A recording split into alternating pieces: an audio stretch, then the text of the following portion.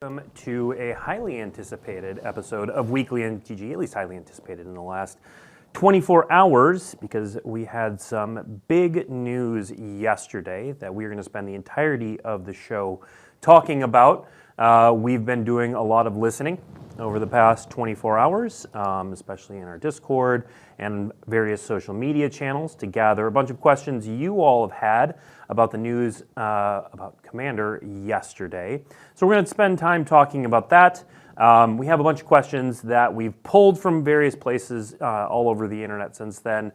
We are going to take questions in chat. I'm not going to be watching chat, but my team is, and they're going to be feeding me questions. So do feel free to put questions that you have into chat. It helps if you tag @Magic so that they can catch those pretty quickly. I do have a long list, and so some of your questions may get answered as we go along. So you may want to hold them and see if we get to them at first. But if not, feel free to put them in, and we'll be collecting them as we go. And we're going to spend the next hour just answering questions. That's all we're going to be doing. So, and doing that for us are two fantastic guests. You are definitely familiar with these two people. We've got Gavin, Verhey, and Aaron Forsythe. Real quick, if people don't know who you are, what's your role here at Wizards? Yeah, so my name is Gavin Verhey. I'm a principal game designer on Magic, and I help lead the design group for Commander. So we have a kind of a dedicated group of Commander folks that work on those products, and I help lead the vision for what that's going to be and work on how those products turn out. Okay, Aaron? And I'm Aaron Forsythe. I'm the Vice President of Game Design and Creative, and I oversee everyone that's making any kind of cards and make sure that what we're doing is awesome. So. All right. How long have you both been here? Been here 13 years this year. 23. 23 Yeah. years? Okay. So, all right. So they know what they're talking about, and they are going to talk about a lot today. Let's start with what was announced yesterday, which is that the Commander Rules Committee has handed over management of the Commander format to Wizards of the Coast. How did we get here, Gavin?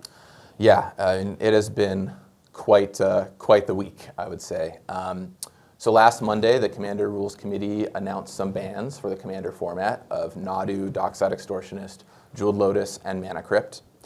And of course, when you're making bans at this level, there's going to be a lot of discussion around it.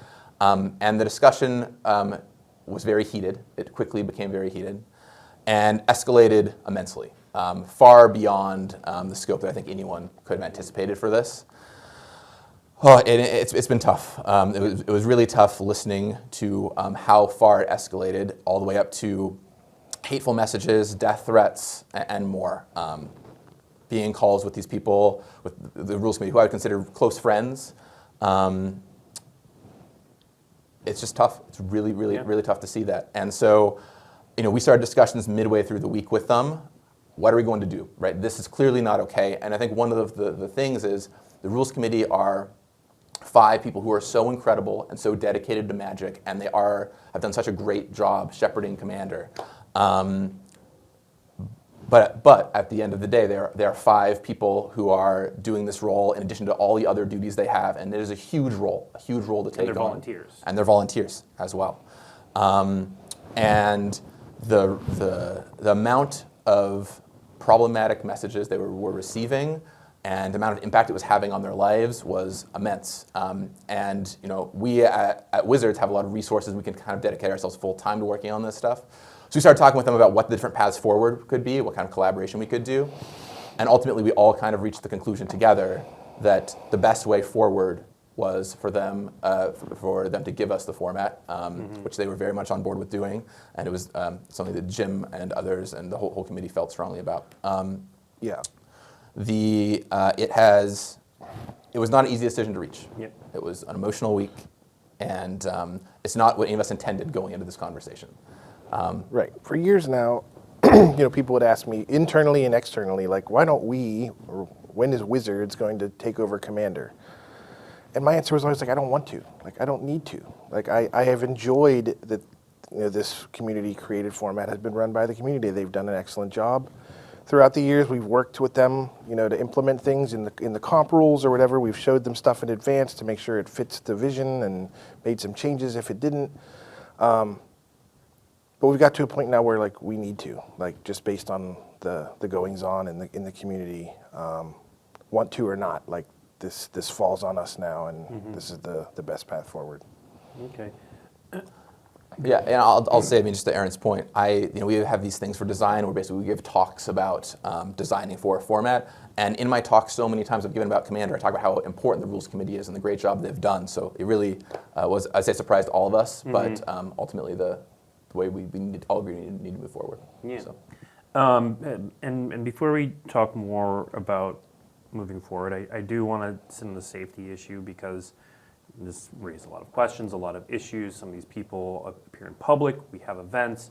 Aaron, do we have any plans for helping protect safety for individuals like this? Yeah, unfortunately, this isn't the first time things like this have happened to Wizards employees or high-profile members of the community. So we have plans, we have teams, we have protocol, both trying to help them with stuff going on online, and then at our big in-person events, we beef up our security and assign it as needed to where we think there are problems. I'm not going to give away too much. Obviously, it's better for everyone if we keep our tactics to ourselves, but absolutely it matters, and we're doing what we can. All right. Okay, let's move on from the safety side of things and talk about the practicality of what comes next. Now, this is pretty fresh, but what, Gavin, are sort of the next steps? What are you working on now? Yeah, I mean, first of all, you're absolutely right, Blake. This is all, I mean, we started talking about this mid last week, and it's been a lot of work and a lot of discussion in a very short amount of time. So not all the steps are totally clear. And as we talk through this today, we're going to give you some ideas into what we're working on. But I don't have firm, concrete answers on everything for you today. But the most important thing to us is that although we are managing the format, it remains a community format. That is critical. That is part of Commander's success. That is how we have gotten to where we are today. And that's something we really want to strive with to do going forward. So we're working with talking about the Rules Committee and CAG and trying to figure out what we want to do going forward, and kind of the direction that I think we're kind of settling on is something akin to what we've done with the Pauper format panel. Now, I'm not going to say it's going to be a one-to-one analog. We're still figuring out the exact details around it. But a group of folks that we can work with, and if you're not familiar with the Pauper format panel, it's a group of folks that are all very dedicated to the format that I work on from the Wizards side, and they are from around the world, and we talk a lot about the format and what changes we want to make.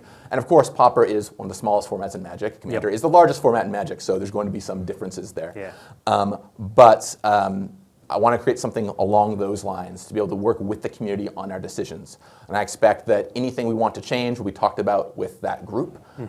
Exactly who is on it, exactly how big it is, all that stuff is to be determined. We're in active discussions about that right now. But it will involve reaching out to a lot of people who are very close to the Commander format, including RC members, CAG members, and so on, folks you already know and have identified themselves with the format to be a part of this. So more information on that as it becomes available, but that kind of thing is exactly what we want to be doing here by putting the community still at the center of a lot of what we're doing. Yeah, part of why this format is hard to run and why I was not, chomping at the bit to do it, is that it's unlike every other format we run. We don't get tournament data. We don't get tons of data from Magic Online where we're making the decisions about, a card is clearly too good because it's winning too much or showing up too much. And all of our other formats we manage with a mixture of data and sentiment. Maybe the format is balanced, but no one likes this. No one likes it. We'll make a change, etc. Maybe the format is imbalanced, but everyone's loving it. Okay, we'll leave it alone. This one's all sentiment driven for the most part.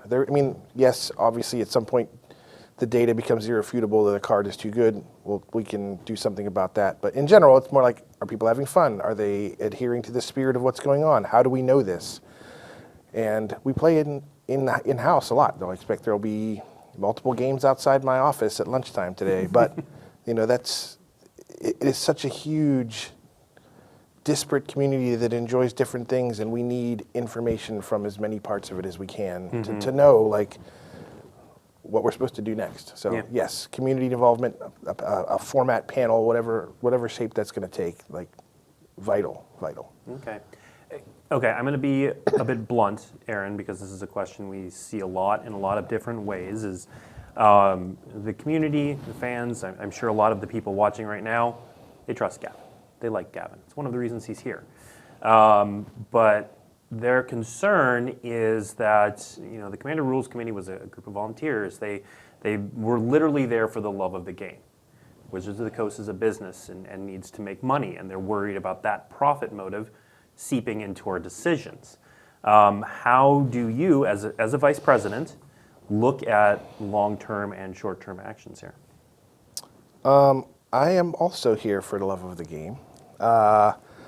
As are, to a person, everyone on my team. And I'm fortunate to be in a position, where the buck kind of stops with me.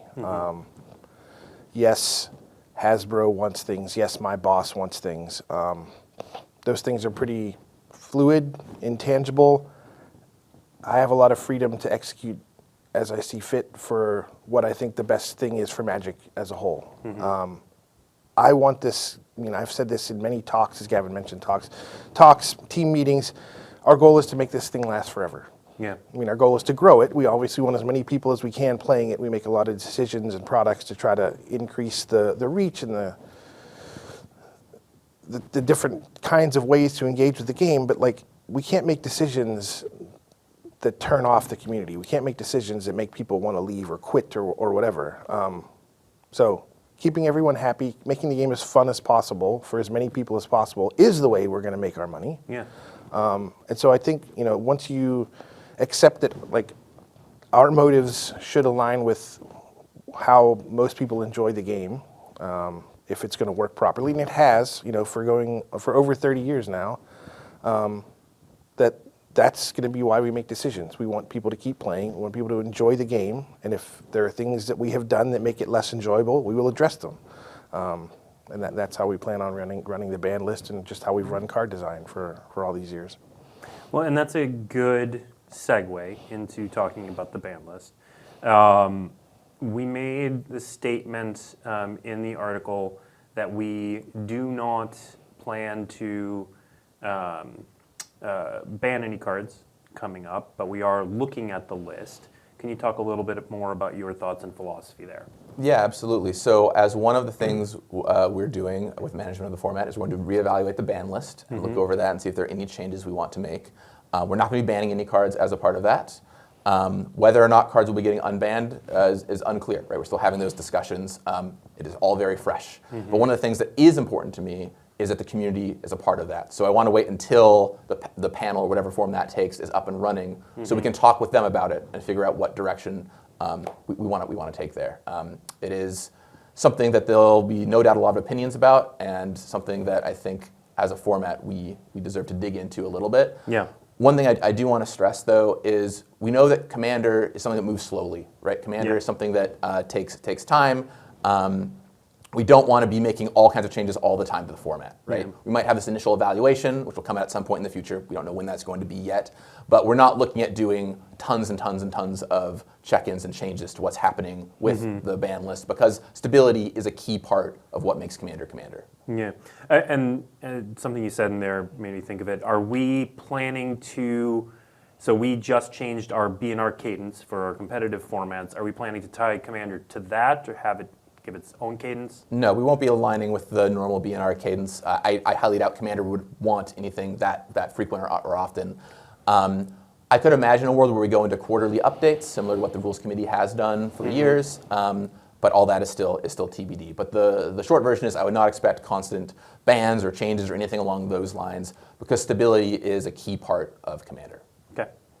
Now, one of the things we did have some new information on was a system that we've been working on for a short amount of time, is the bracket system. So we have a graphic that our team very quickly put together that we can put up. And Gavin, why don't you talk a little bit about the idea behind the Commander Power Bracket? Absolutely. Okay, so I'll start with one of the biggest things that Commander faces, especially as you're going out and playing with people outside your play group, like at your local game store or Magic Cons, is finding people to play with decks that are in a similar power category to you. And we've been talking a lot about that internally. It's one of the hardest nuts to crack for Commander. And the rules committee's talked about how that's been a challenge for a long time. We've talked about how it's been a challenge for a long time. And something we've only recently really started talking with them about is the idea of the system. So the idea of the Commander power bracket system is as follows.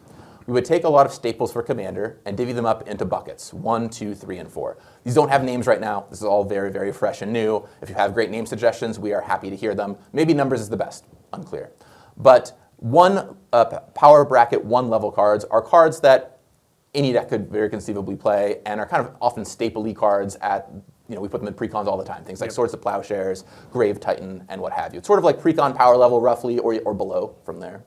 All the way up to bracket number 4, which are some of the strongest cards you can play in Commander and mini cards players don't want in their games, right? Like Armageddon is on here as an example. That is a card that is generally not super fun for a lot of people if it shows up in a game, but some people in some tables do enjoy playing.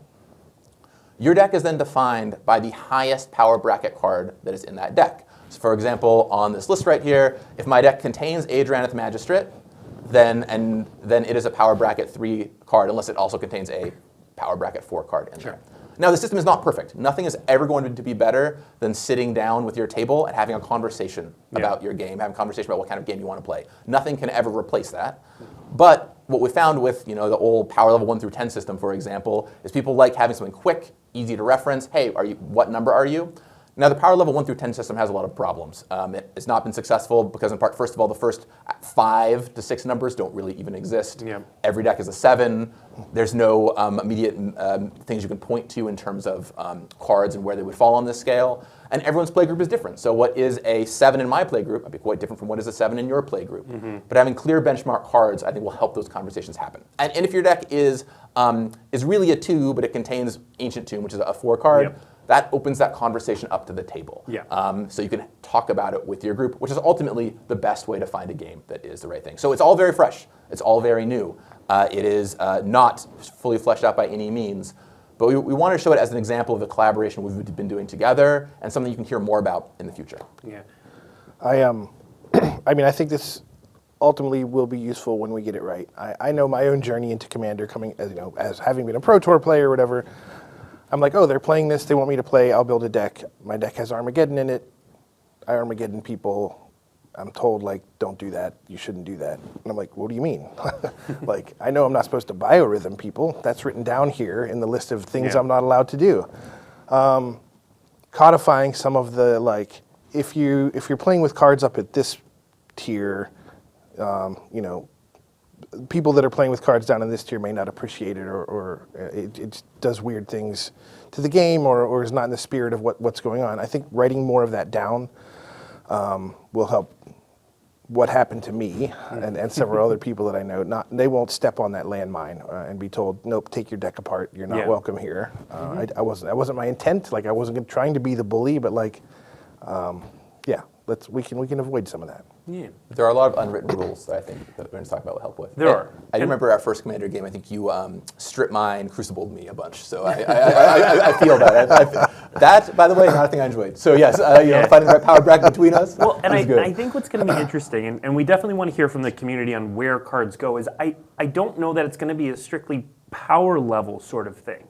I'll give you an example from a game I played at a Command Fest a while ago, where we sat down at a table and someone played a Lotus Petal on turn 1. Now, there are more powerful cards and more powerful accelerators than Lotus Petal. It's a one-shot thing. It's essentially a treasure. But a Lotus Petal kind of signals something about your deck. There's, if you play a Lotus Petal, you are dedicated, because that's probably 5th, 6th, 7th down your list of early accelerators. And so I think it'll be an interesting conversation about where cards lie versus their sort of objective power level. Yeah, absolutely. And I think Lotus Petal is a great example too, because there are plenty of super high power decks that play Lotus Petal. Also, maybe I'm playing my fun little Teshar mono white deck and I just want a cheap historic trigger, right? And so that's the conversation that once again you would have with your table. It can't ever replace that, but it's a good thing to get you directionally started. Yep, exactly. Digging into that more, I want to read a question that came from our Discord. Is there a dedicated team that's going to work on the bracket system? Out of all the mentions of the post, an official and professionally designed power system is something I'm very hopeful for, and if it's properly implemented, could be very helpful in format longevity and overall structure. What are your plans for developing and constructing this bracket system for the future? Yeah, well, as I mentioned before, I want to work with our community group on it a great deal. We've been doing some work already with our design team to kind of figure out where we think cards might go, but ultimately involving the community is going to be a big piece of this. So if you have thoughts, please send them our way. Like, I would be happy to hear them on social media, and our Discord is a great place for them as well. And we're going to continue doing some talks with our design team to kind of get some initial structure figured out. But then once this community group is up and running, I really want us to all tackle it.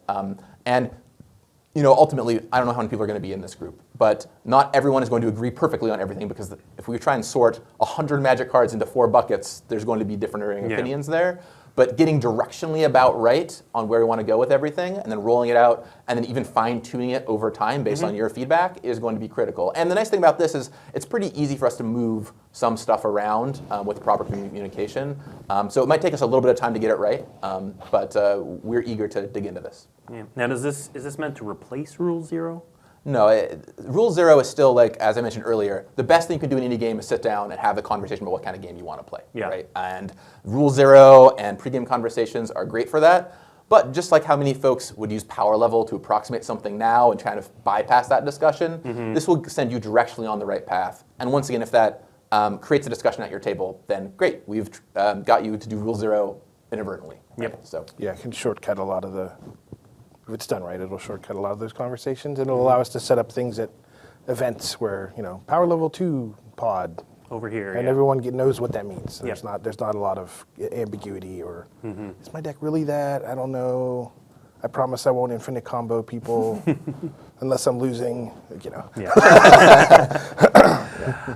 So speaking of infinite combos, we saw a lot of this conversation also bracketed around CEDH, or competitive commander.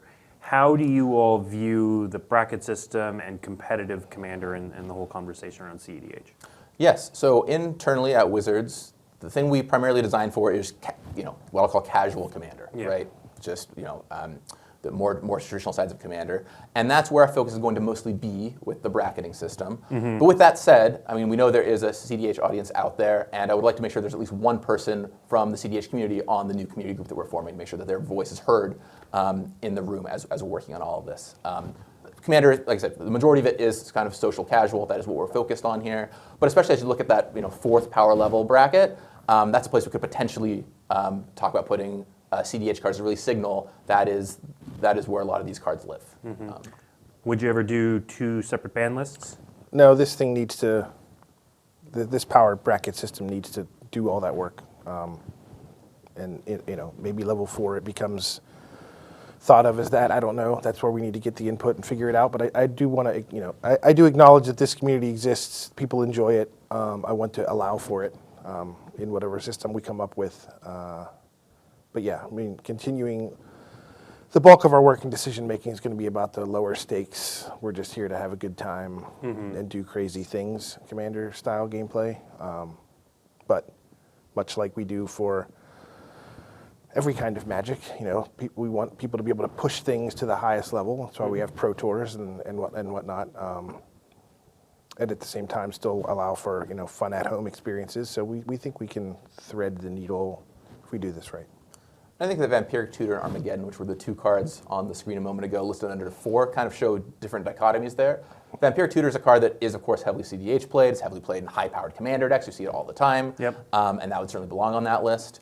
Armageddon is a card that is not really played as much or comparatively in something like CEDH, but it's still just a card that you really want to opt into. That is an experience that, like, okay, if I'm sitting down at this table and there's Armageddons and Blood Moons and Strip Mine Crucibles and all this stuff, I know that's what I'm getting myself into. And that's kind of what we want to have living right there. So there's multiple kind of things that could show up on that list. Okay.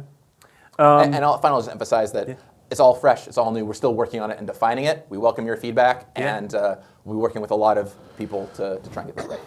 I am going to take a break from our questions that we had down, because chat has a lot of good questions about the bracket system, and so I want to pause here and answer some of those. So Kalaji writes, I feel like the 1-4 system will limit the reprints in future commander products. How, Aaron, you kind of talked about thinking of the bracket system in terms of precons. How are you Obviously, it's not set right now, but how are you thinking about pre-cons and the buckets? That's a good question. I can't say I've thought a ton about it. Like, again, we're 2 days into living in this universe. I'm pretty sure that whatever ends up in the fourth band is things that we would not be putting in precons.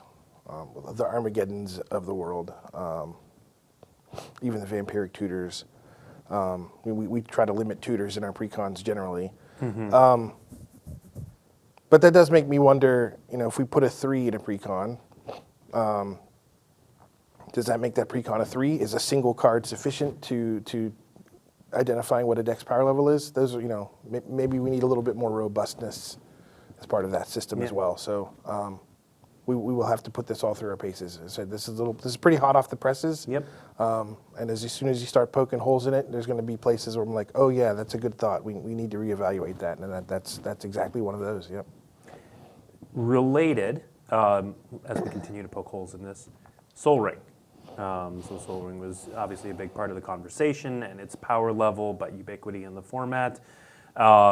Obviously, we don't have it figured out, but how do you two think about Sol Ring? Yeah, when it comes to Sol Ring is the iconic commander card. It has been in every precon we have made. There are so many awesome versions of it out there. People identify it with the format. It is the loading screen for this very weekly MTG was Sol Ring. Yeah. Sol Ring is not going anywhere. I would expect Sol Ring to be kind of, almost, if I can even use it, bracket 0, if that makes sense. It is just like such a foundational thing that everyone knows and loves. Yes, it is very powerful. It would, if it were any other card, show up in a higher tier, but every commander deck can have a Sol Ring because that is part of the structure that's been created for this format. And I think a thing that's really been viewed by the community we want to carry forward here. Sol Ring, yes, I expect that to show up. It will be in bucket 1. We put it in every precon. We assume everyone's going to play it. I made peace with Sol Ring years ago. I get it. It's part of this format, and that's fine. And fun in many cases. Like Polluted Delta is one of the most powerful Magic cards ever printed. It'll be in bucket 1 as well. So it's not just going to be a raw power indicator. We're not bucketing cards just on like how powerful of a Magic card is this in a vacuum. What does this do to the format? What message do we want to send? How do we want to help people find games that feel appropriate to one another? And saying Sol Ring is anything other than like, yeah, this is just the thing you see every single time you sit down. So we can't striate based on that. It's just not useful. Right. If one of the goals is to get you into games with people with similarly powered decks to you, Sol Ring is in essentially every commander deck. Yeah. And so having it be at the lowest level is kind of an indicator of what kind of game you're expecting to play. If we put it in 4 and every deck was suddenly would be in that bracket, it's not really what we're intending to do here. Yep. So, yeah. Makes sense. Right. So if there's folks out there assuming the first thing we're going to do is ban Sol Ring, bad news. One question / idea that I've seen a lot that I'd love to talk about is one that I actually sort of championed internally just because I'm a Canadian Highlander fan and I have to get at least one mention in every show, but is a generalized point system. So I'll be the Canlander expert for a moment. For those who don't know, Canlander works on a 10-point scale. You have 10 points to put in your deck. Most cards are worth 0 points, and then the highest powered cards are worth anywhere from 1 to, I think, 8 points is the highest. But you can only have 10 total points in your deck. Have you all thought at all about a point system? Yeah, we've talked about it. When we were exploring systems, of course, points is one that is naturally used by other formats like Canadian Highlander. And Minis games use those. Yes, all kinds of places in gaming have used them as well. Yeah. Points is a very nuanced thing and is very hard when you get into places that are not competitive formats. So Canadian Highlander mostly played competitively. Many of these games that have point systems play competitively. Commander is more like what kind of play experience do you want? And if we give people a point structure, there'll be so much min-maxing on like, oh, well, I'll spend my points on this thing to get this wild combo in my deck or what have you. And then it also has so much gradation to it. of like, oh, I'm a 25-point deck. Well, you're a 35-point deck. You're a 60-point deck. What does that actually mean for us as we're trying to play a game? It's not particularly helpful in telling what kind of play experience you have. Because maybe my 25 points are all from things that are 1 point, and your 25 points are from 3 incredibly powerful cards that are, whatever, 10 or so points apiece. That doesn't help us actually align on the kind of similar game to play. There are lessons from it I think we can take that are really useful. But I think some kind of like this power band is the level of which we are generally playing on, and I know I will not expect to see cards from this higher level is a very important thing that brackets do as opposed to points. What about combos? There are plenty of cards that on their own are not super powerful, but with another card win the game immediately or pretty close to it. So how are you thinking about combos in this bracket system? Yeah, I think we've only started talking about this recently, but I think combos very much do deserve space together on this. I'll use one that is very classic, very well known, Thassa's Oracle and Mnemonic Consultation, or Tainted Pact, or any number of cards.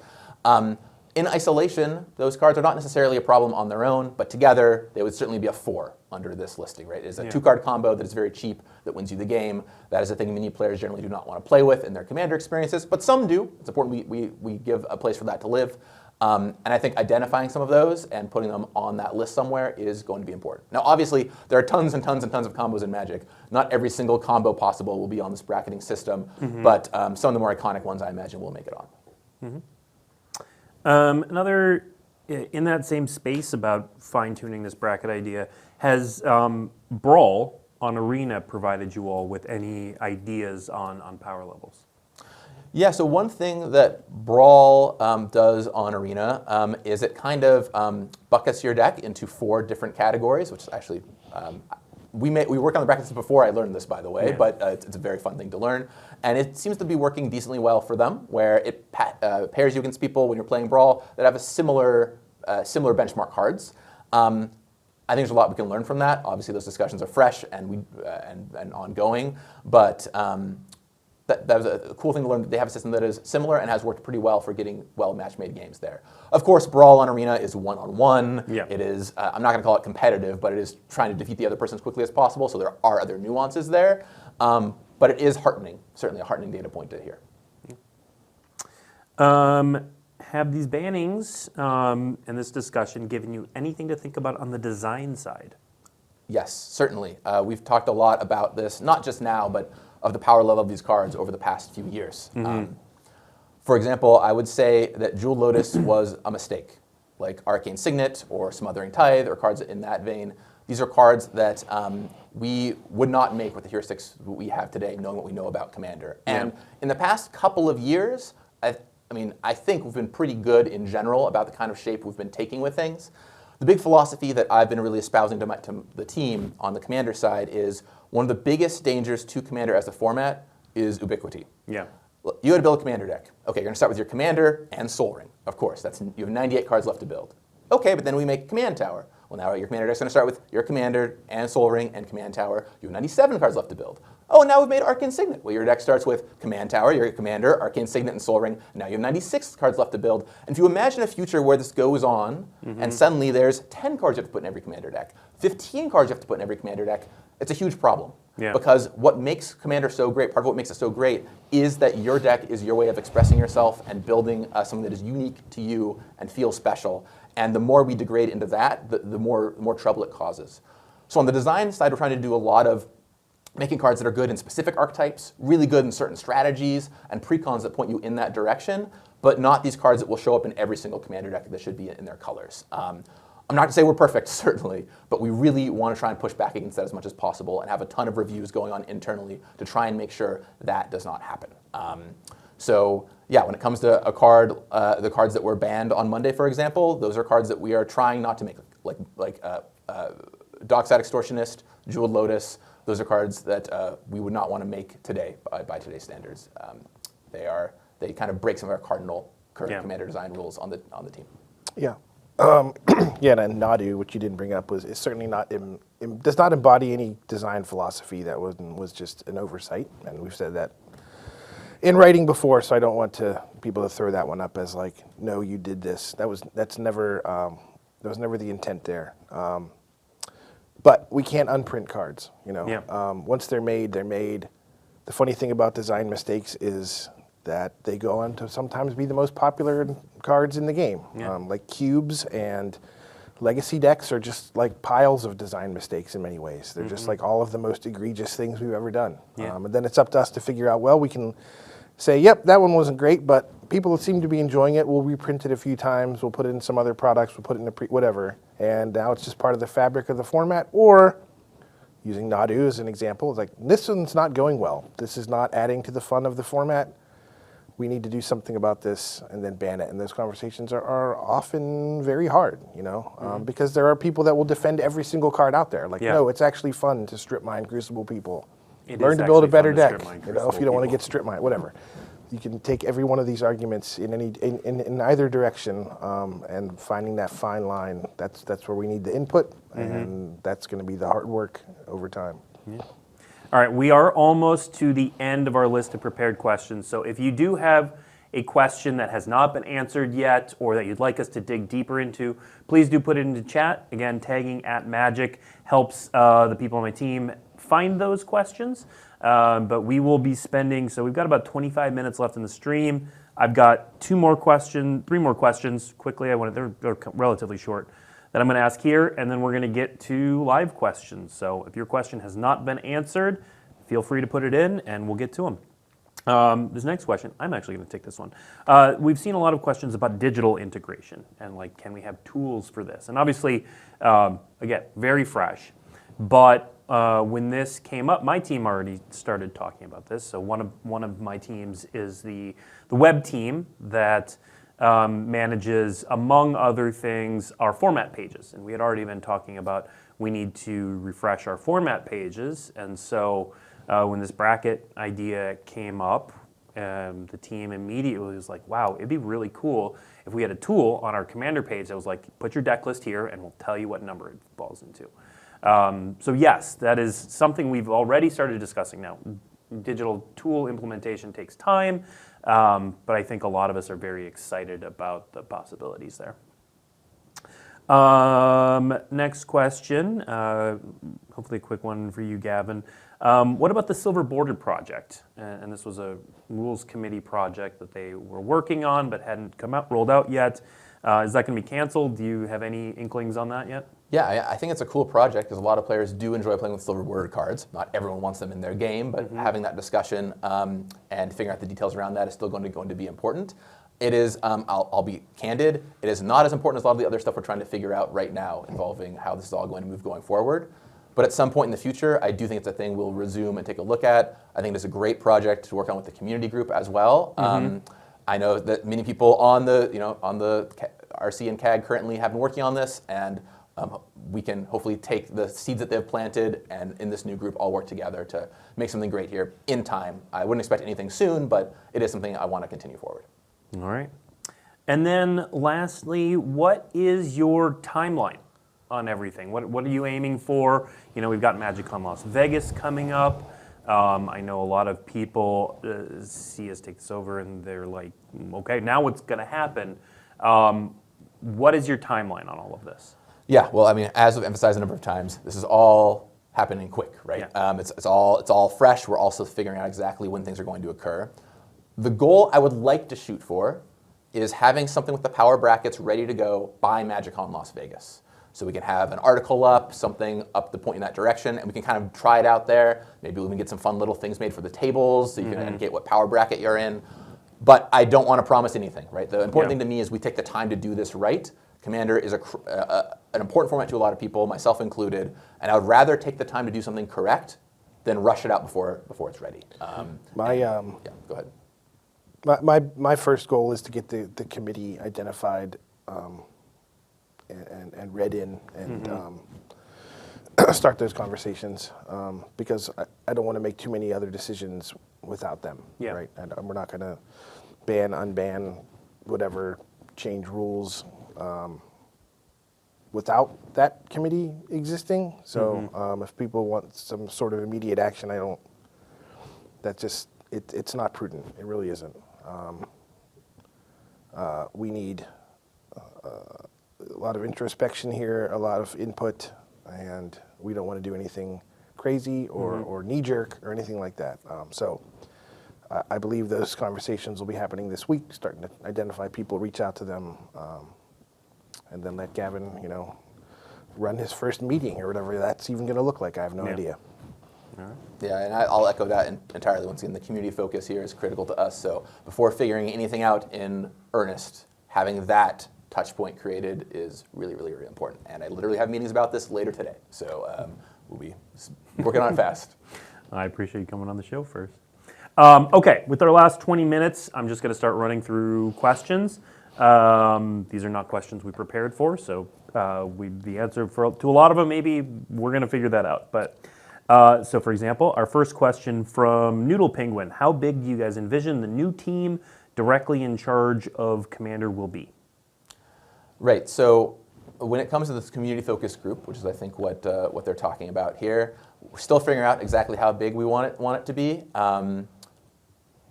We're looking at something in the range of between 10 and 20, but unclear how it's going to look at this time. There's going to be a lot of different factors to take into account there. So it could end up larger, could end up smaller. That's TBD based on a number of things, I would say. And then in terms of design's impact, so I help head up the Commander design team, and in that group there's probably about 12, maybe 10 Commander designers, and they'll also, of course, be working on this to some degree as well. So both Wizards and the community collaborating together. Okay. I got a couple questions in this same space, so I'll ask the shorter one. Will this new community-focused panel to help guide Commander include any members of the CEDH community? Yeah, and I mentioned this earlier, but it is actually really important to me that we have at least one person who knows the format and can speak to that on there to be a voice for that community. The focus of Commander from a design perspective is the kind of more traditional casual social Commander, but I don't want to downplay the fact that CEDH is a community that has a very excited audience and a lot of people very active in the game who are passionate about it, and make sure they have a seat at the table is critical. Yep. Right. Designing cards and products, we're aiming at the middle, but rules and floor rules and ban lists have to account for the extremes. So absolutely, I think it'd be great to hear from those folks on these matters. Cool. All right, from 2023 Mod 3UZ. The old RC was very American-based. How will you work on making it less so, and how will you ensure that Europe, Asia, and so on get a voice as well?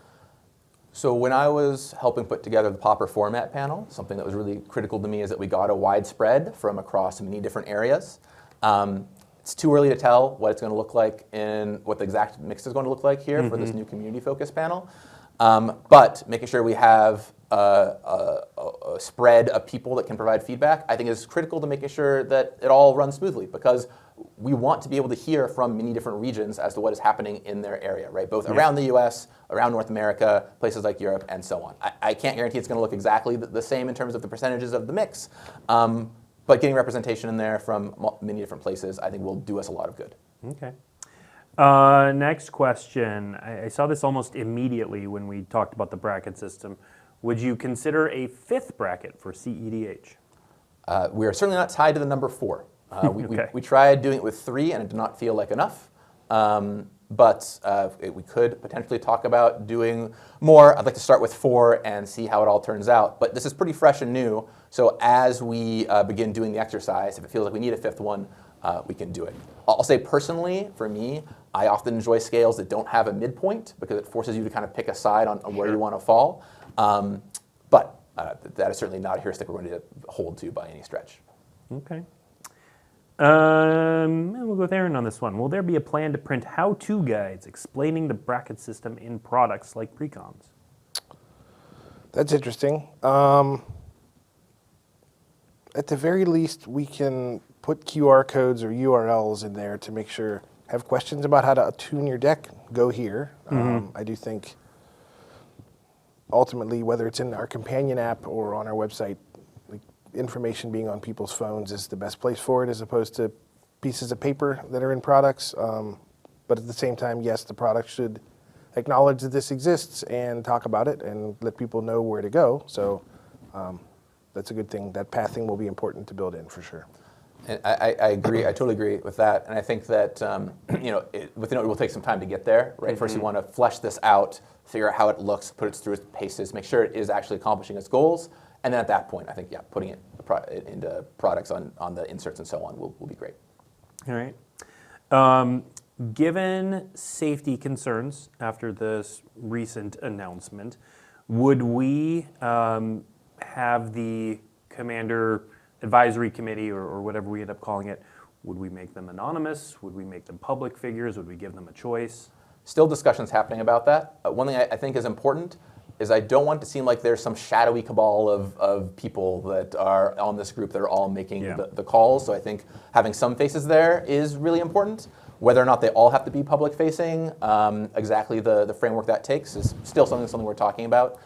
And I will call out that with this group, this is one of the many ways we'll take feedback in, but if someone is not on this group, it doesn't mean we're going to ignore what they have to say or not talk with them, right? There's a lot of folks in the community that I reach out to, that the RC has reached out to in the past to talk about all kinds of things who are not on the CAG or involved in that circle. So we will be interfacing tons with the community in all kinds of fashions. This is one arm of that. So like I said, exactly the shape is still ongoing. Yeah, I think it's good for us if there are people on this committee that are very public about it and saying, hey, I'm on this committee. If you have an axe to grind, come to my Discord or hit me up on social media, because we want them to be synthesizing, information from the community as a whole, and if they're not in a position to actively solicit it, then it gets more difficult. But yeah, I could easily see us making allowances for like, okay, we're gonna say there's 3 other people that aren't willing to go public with their identities or whatever, or their information. Totally get it. There's still probably a lot of good for us there, and it is in no means our intent to ever expose anyone to anything harmful or dangerous. So that's not. We will think that through. All right. Let's see. Can you talk a little bit more about the complications around combos on the list? One of the comments I saw a lot was, sure, we can talk about Thassa's Oracle Demonic Consultation, but Magic is just full of game-winning combos. Are we going to list them all? Are we going to talk about them philosophically? Yeah, so one thing, once again, super early conversations about this stuff, but one thing we've been talking a lot about is if with combos, they should be more philosophical in nature. For example, Bracket 4 is the most efficient combos, your 2 and 3 mana, 2-card combos that will win you the game. Bracket 3 is stuff that's a little harder to pull out, that's a little more mana intensive, like Sanguine Bond and Exquisite Blood, right? It's a 2-card combo to win you the game. They both cost about 5 mana. And then Bracket 2 is like probably no infinite combos, or maybe like 4 to 5 infinite combos are acceptable. But it's too early to know exactly how that's all going to shake out on this list. But I think it's very plausible that a more philosophical approach could help catch some of that stuff. And one thing I want to do with many of the cards that are on the list is talk about why they're there and what that means, right? The fact that this card sits here, or this combo sits here, might be like, we're not looking to have stuff at about this this range here. For example, tutors, we saw Vampire Tutor on the screen earlier. Instant speed efficient tutors that are at that level will likely end up in Bracket 4 for the most part, right? 1 mana tutors, I would expect that Vampire Tutor and probably Enlightened and Mystical are likely candidates for 4, and so you could easily break down tutors in a similar fashion. But TBD how that's going to all play out. Okay.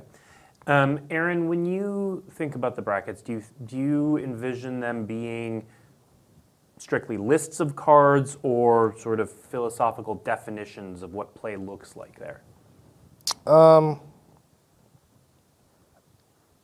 don't think in the middle and at the bottom we can make lists, because we would have to account for every single card in the game, or every single card anyone's willing to consider playing in a commander deck. The top, I am more hopeful that we can be a little more concrete about.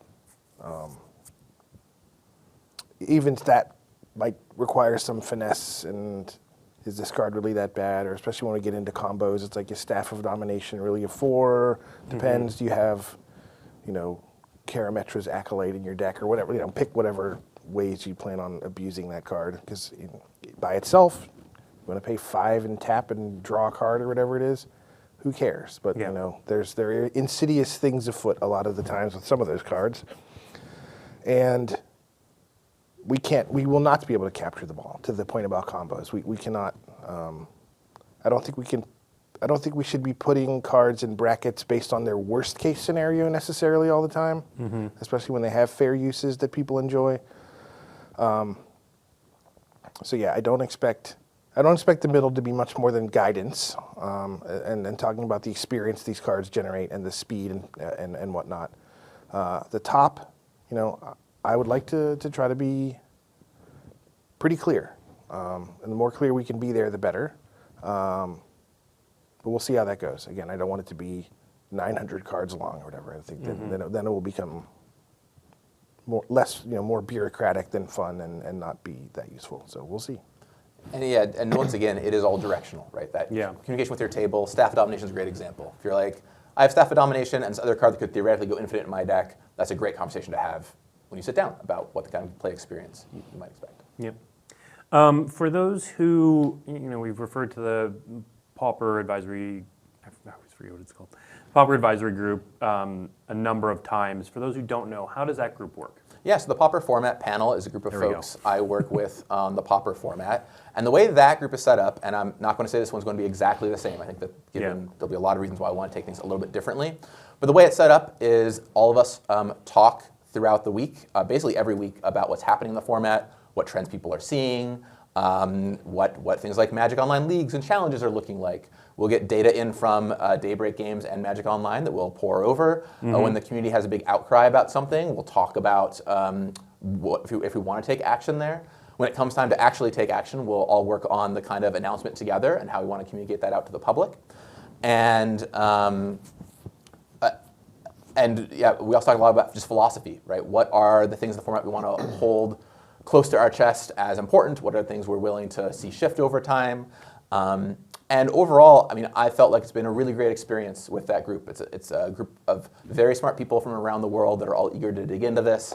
And it's been very positive, and I think that the way we've communicated with the public in a very transparent way has been really successful. And I've heard from you guys all the time that you appreciate the kind of depth we go into in these discussions. And with whatever we do with Commander, I would expect something similar in the amount of communication we want to do with you all. Because especially as a community format, having that discourse and discussion with all of you, and even broadcasting changes we're thinking about in advance, is a thing we want to make sure that we do. Yeah, that panel was basically an admission on our end that we don't have the expertise in the building, right? We don't design for that format. We don't have people that have spent hundreds of hours playing it. And if in order to make the right decisions for how to manage it, we needed other input. We do have those people in the building for Commander. We do have people that spend all day, every day thinking about it and playing it. But for us, this using the community, wanting to engage the community in Commander is an admission that the problem is just so enormous. No number of employees spending their time engaging with the format is going to get us a read on how the rest of the world is engaging with it. So we need more than we can provide ourselves. All right. You mentioned getting feedback, so obviously there will be people who are on this Commander format group. But if you're someone out in the world, what are the best ways to provide feedback? Yeah, well, Discord, we have a new Discord set up that I know there's already been a lot of chatter in, so that's wonderful for this. If you want to tweet at me or X at me or whatever we say these days, you can do so online. I'm available on all kinds of social media networks. And also, I just frankly read a lot.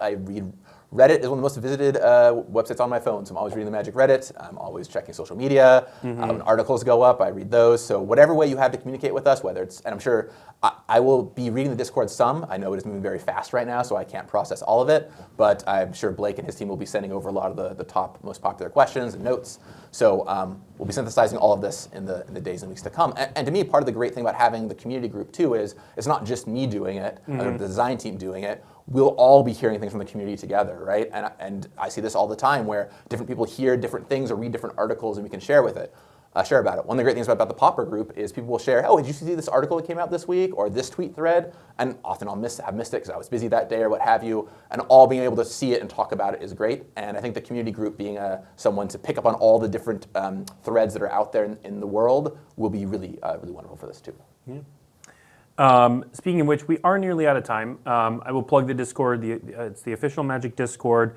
There's a link to it in the article from yesterday. Not only is there a main channel to talk about the Commander announcement, but the team broke it up into a bunch of sub-channels. So if you particularly want to talk about the brackets, if you particularly want to talk about the bans, if you want to talk about any number of topics, there are sub-threads for those, and they're all very active right now.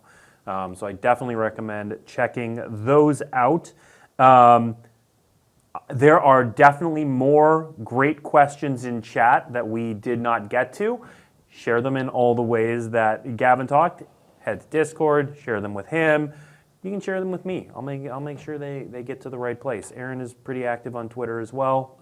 And so we are open and we are eager to hear about your thoughts. So thank you for tuning in. Next week's show is a smorgasbord of things. There's a bunch of cool announcements. So we'll talk about next week's show when we get there. But in the meantime, we want to hear more about your thoughts on Commander, on the bracket system, and on moving forward. So thank you for tuning in, and we'll see you next week.